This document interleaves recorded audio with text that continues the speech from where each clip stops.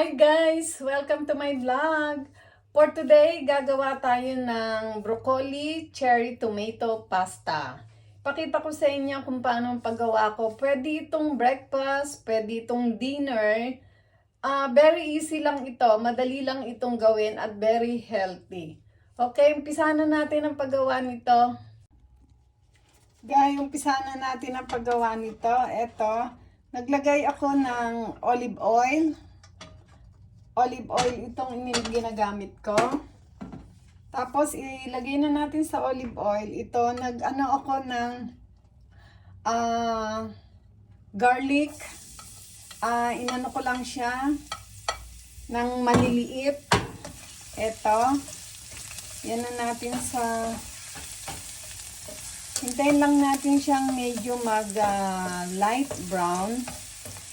Pagkatapos nito, at saka natin ilagay ang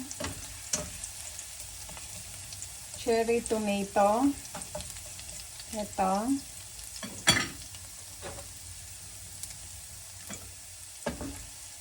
Ito ang cherry tomato.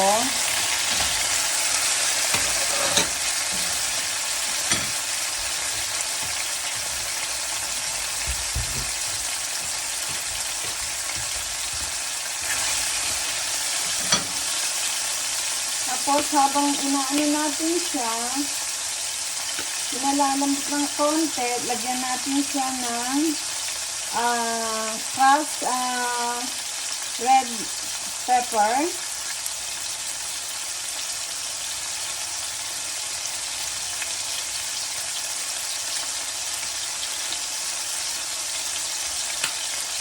And then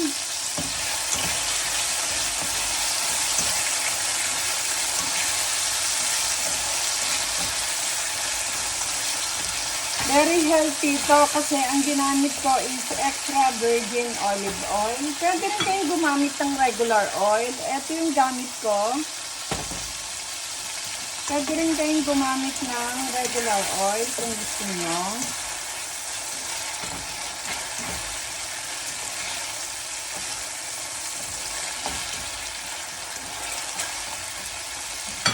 Tapos, yan natin siya ng black pepper,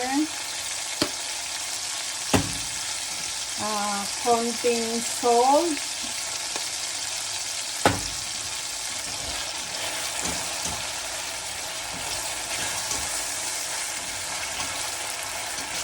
pag medyo malambot na siya ng konti, nag-loose na ng ganito, pwede na natin ilagay ang pasta. Ito ay napakuluan ko na ito. Ang gamit kong pasta is 3 color. Ito.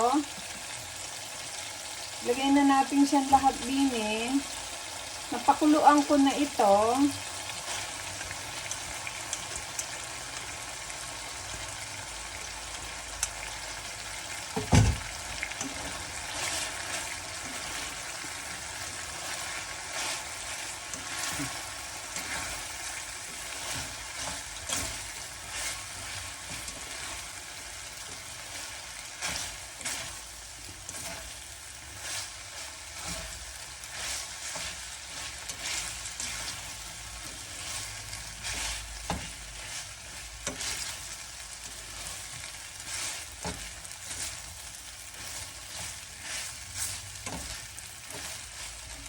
Ihalo na rin natin ang broccoli.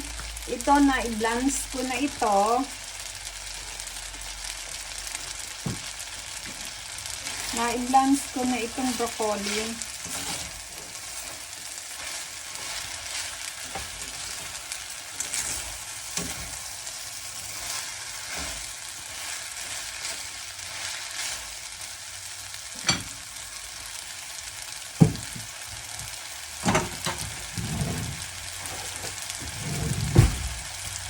Tapos, lagyan natin siya ng konting sabaw. Yung pinagpakuluan ng pasta ang ginano ko dito.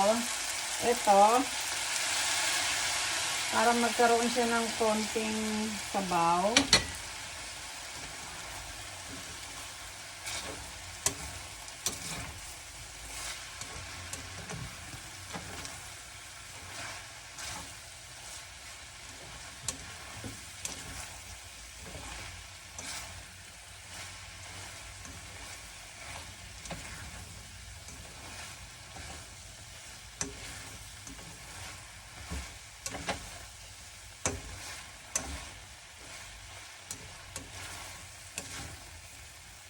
Tapos, lagyan natin siya ng, nag-cut ako ng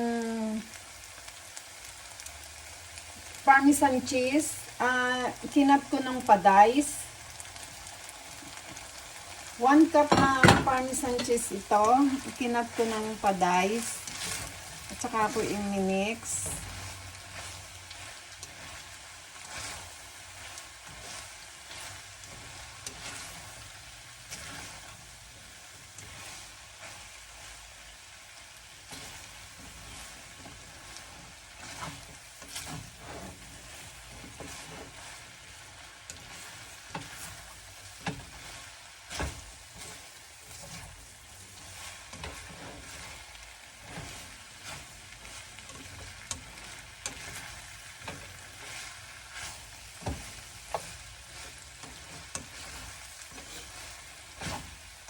Eto na siya.